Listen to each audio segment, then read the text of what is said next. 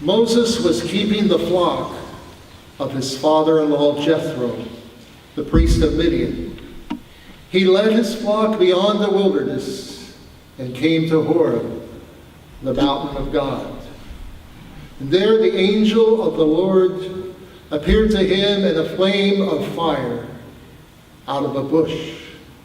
He looked, and the bush was blazing, and yet it was not consumed.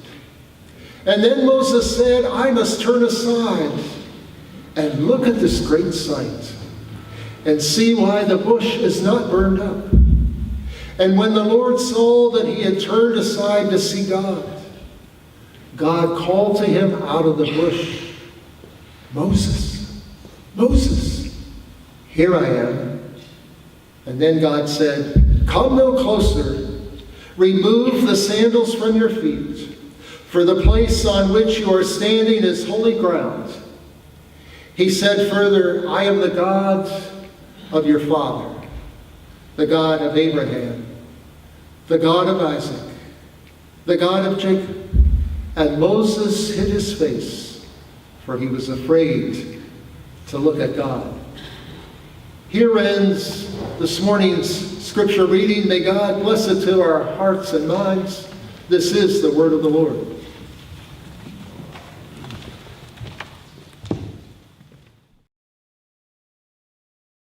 Oh, gracious God, help us to look within and help us to look without, that we might see you reflected in all things and in all people. Amen. Well, one of the things I learned pretty early on in my ministry is that most pulpits were way too low for me. So I learned to carry a music stand with me. I heard Ralph say in the early service this morning that you had a pastor that was 6'8". I don't remember his name, but they actually built a block to raise up the pulpit. I don't know if some of you remember that, but if I'd have known that, I'd ask you to bring it out today. At my previous church, likewise, the pulpit was very low. And there was a carpenter in the congregation who noticed this. And he came up to me after worship one day and he said, I tell you what, I'm pretty handy. And I'm going to build a pedestal to put it under the pulpit and raise you up. And so he took his tape measure out and he went to work. Well, the next Sunday was great. The pulpit was much higher. The pedestal was underneath and raised it up 2 feet just below my chest. Perfect. Almost where it is today. And after the service, a woman from the congregation who was pretty witty came up and said to me, you know, you're the first pastor we ever put on a pedestal. Don't put your pastor on a pedestal. She wouldn't want it anyway. It's wonderful to be here this morning. I'd like to take a moment and thank you for the warm welcome that you have extended me in this church. I've enjoyed connecting with so many of you, and I'm feeling blessed. I do feel, before I get into the message, that I should issue a little disclaimer about burning bushes, because here we are at the beginning of fire season, and the last thing you probably want to hear about are burning bushes burning out of control. Well, I was working on some ideas for this sermon last December in Orange County in the midst of torrential rains, and we weren't thinking about wildfires at that time. So, like so many things in the Bible, let's take it seriously, but not literally. Perhaps we should think of sacred bushes instead. Well, today's Old Testament reading that you heard recounts one of the most famous stories of sacred ground and bushes. Moses had fled from Egypt in order to escape punishment for killing an Egyptian. He is married and settled down and is now caring for his father-in-law's flock. And one day he's out in the wilderness tending his sheep as usual. And he notices a bush in the distance, and it's on fire. The bush is blazing, but it is not reduced to ashes. And Moses decides to take a closer look. And this becomes the turning point in his life. Moses hears the voice of God who tells him to take off his shoes, for he's standing on holy ground. And he's told to uncover the soles of his feet that they may touch the ground directly. No shoes or sandals needed here. The Celtic author John Philip Newell reflects on his encounters with the holy. Think of walking barefoot in the grass, he writes. Think of placing your bare feet in the coolness of a refreshing stream, or feel the warmth of the summer sun on the bottoms of your feet. And when we do so, we see in a new way. Doors of perception are open to us. And he gives us an insight from a rabbi named Rabbi Naim, who was teaching on the story of Moses in the burning bush from the Torah. And the rabbi likes to say that the important aspect of the Moses story is not that the bush was burning, but that Moses noticed. I can imagine Moses had a lot of time on his hands while he was out tending his flocks. We're told that Moses went to the far side of the wilderness near Mount Horeb, long known to be a holy mountain of God. He had time to think and reflect with long stretches of solitude. Moses would not have called it mindfulness, but nevertheless he was vigilant and attuned to his surroundings. It's no stretch to say that in the Celtic perspective, every bush is burning. Everything in the world is ablaze with the glory of God. Whether you look deep inside yourself or look out into the world, sometimes it's enough to think that every bush is burning. There's nothing or nowhere where God is not present. But let me shift gears for a minute and talk about Pelagius. Is Pelagius a familiar name? He was an early Christian theologian. And without Pelagius, we would know very little about Celtic spirituality today. At least it would be in a very different form. Now, the only time I ever heard of Pelagius mentioned in seminary was once, briefly in church history class, when he was relegated to the role of a heretic. And yet, he was a soul friend to God and to God's people. The writings of Pelagius are remarkable. He believed in the goodness of creation, in which the life of God can be glimpsed. Everywhere, he says, narrow shafts of divine light pierce the veil that separates heaven from earth. Narrow shafts of divine light pierce the veil that separates heaven from earth. And in his letters he writes, look at the animals roaming in the forest. God's Spirit dwells within them. Look at the birds flying across the sky. God's Spirit dwells within them. Look at the tiny insects crawling on the ground. Look at the fish in the river and the sea. There is no creature on earth in whom God is absent. And if we look with God's eyes, he concludes, you soon see that there is something of God in everything and everyone. What a remarkable passage from his letters. It's kind of gotten lost in the archives of church history. Everything is connected. Everyone is connected. One way I like to connect is by taking long walks with my golden retriever, Sophia, whose name coincidentally means wisdom in the Greek. She likes to say, I walk with wisdom every day, and she wags her tail. It's the best time of the day because every walk becomes a prayer walk. For those of you like me who have trouble sitting still and praying, Walking is just the answer. As Ken Wilson writes in his book, Mystically Wired, Exploring New Realms in Prayer, he says, prayer is not just something you do. It's a place you go, a place where your feet take you. Mary Oliver said she wrote most of her poetry while walking through the woods. She waited until she spotted a friendly tree, and there she would sit down and pour out her thoughts for hours at a time. Sometimes it seems like every tree can talk and every stone shouts out. Just last March, we were living in Orange County when painted lady butterflies were swarming everywhere. Did they make it this far north?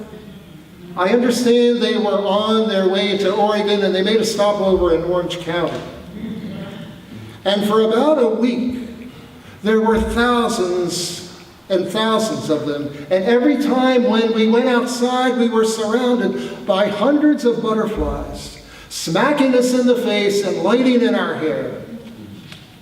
Sometimes you walk outside, and like Moses, every bush is burning, and all ground is holy.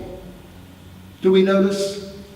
Another sacred landscape occurred for us in July of 2017. We were still living in New Jersey at the time, and we felt like God was calling us to California. But the way was not clear, and we did not know how that might happen. So that summer we came out for a conference, and to explore our options, we talked with different presbytery execs and churches, but no doors opened.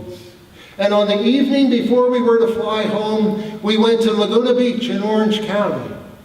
And if you've ever been there, you know it is one of the most beautiful spots that you could ever be. And it's one of our favorite places to walk.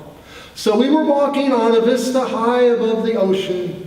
And at one point I sat down on a bench to take in the beauty of the sunset for a few minutes. And just as I was about to get up, someone whispered in my ear and said, "You'll be back. You'll be back."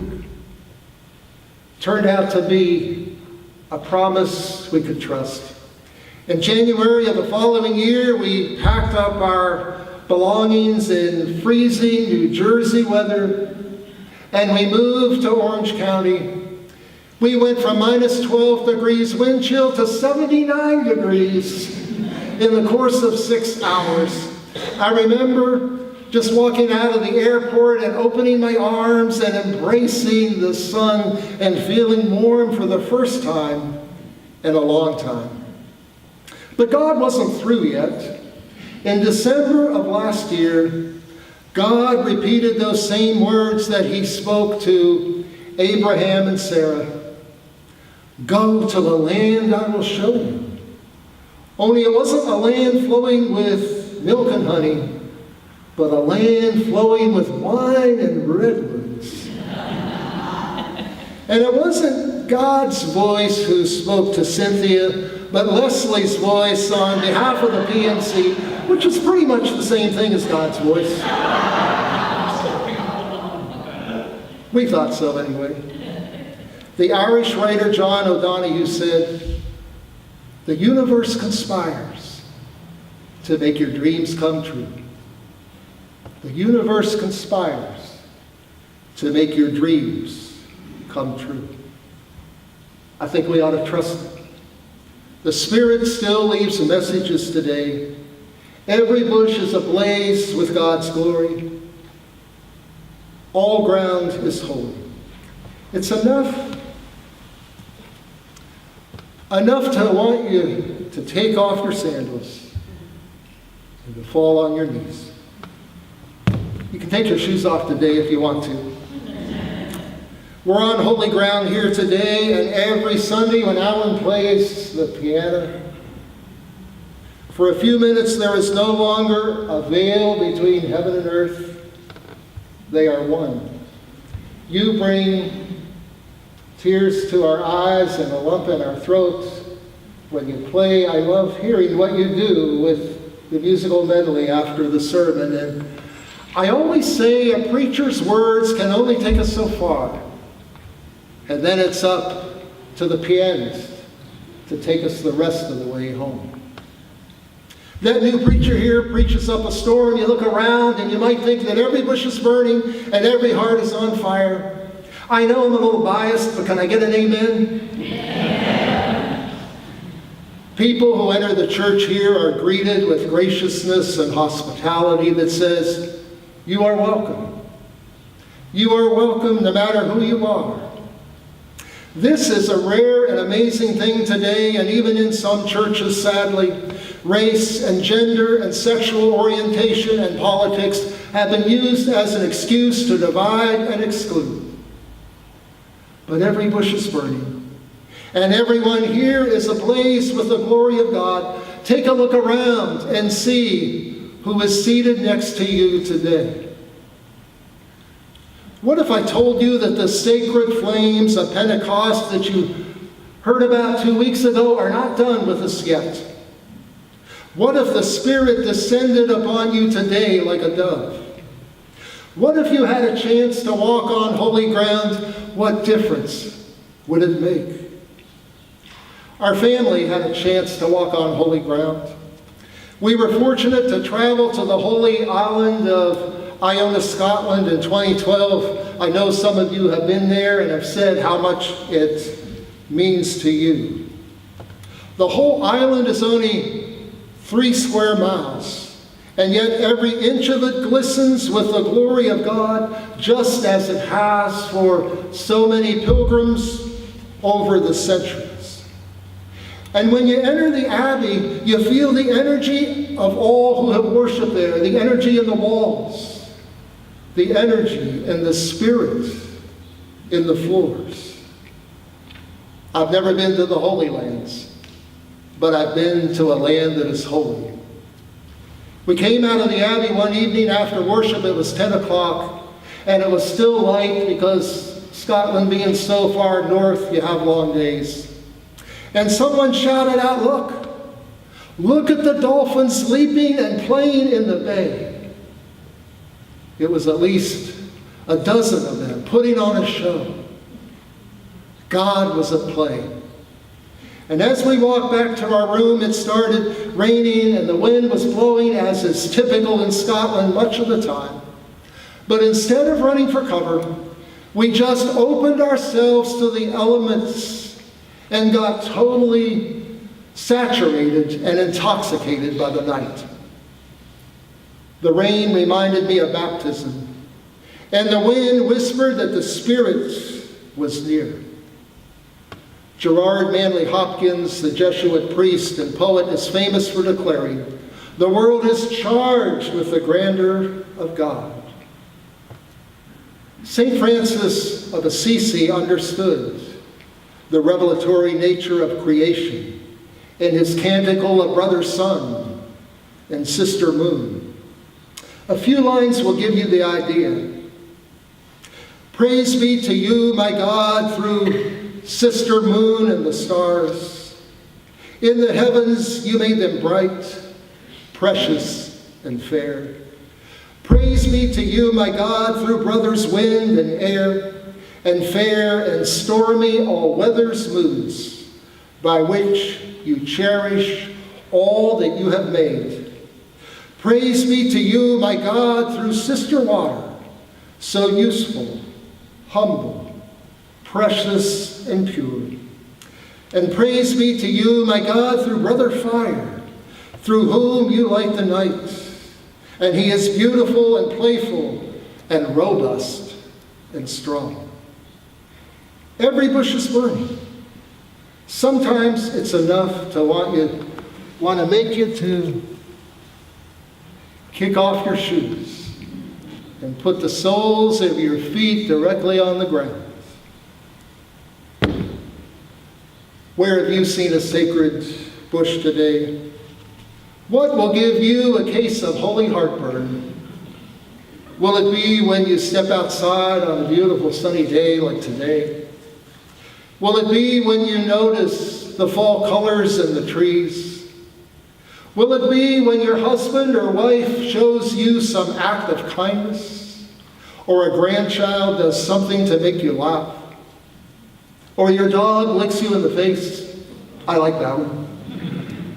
Or a bite of food you take time to savor? What will you see today that might make a tear well up in your eye? What will you hear that causes your heart to skip a beat? What thoughts will you have that might make you change your mind? There are sacred bushes all around, and many of them are in your own backyard. The bush is ablaze when you welcome a stranger. The bush is ablaze when you love your enemies. The bush is ablaze when you tear down walls and make sure no child is ever separated from his or her parents again. Sometimes our actions must arise from a holy fire that burns within. The bush is burning when a couple can get married regardless of gender or sexual orientation. The bush is ablaze when you care for the environment like you do so well here. And the bush is ablaze when you live your one and only life with passion and not regret. If we were able to put on spiritual glasses, I think we would be amazed at what we see. The invisible world should be trusted so much more than what we can see merely with our own eyes. Moses and Pelagius were right. The workings of God can be glimpsed any time and any place. The Celts were fond of saying that the veil between heaven and earth is very thin. Many places can be thin places. I know you have your own. And a life artfully lived will begin to notice more and more thin places. Where will you see blazing bushes today? Where will you walk on holy ground? Where will you be when something takes your breath away? Look around and look within. Every bush is burning, and everything else is an epiphany. Amen.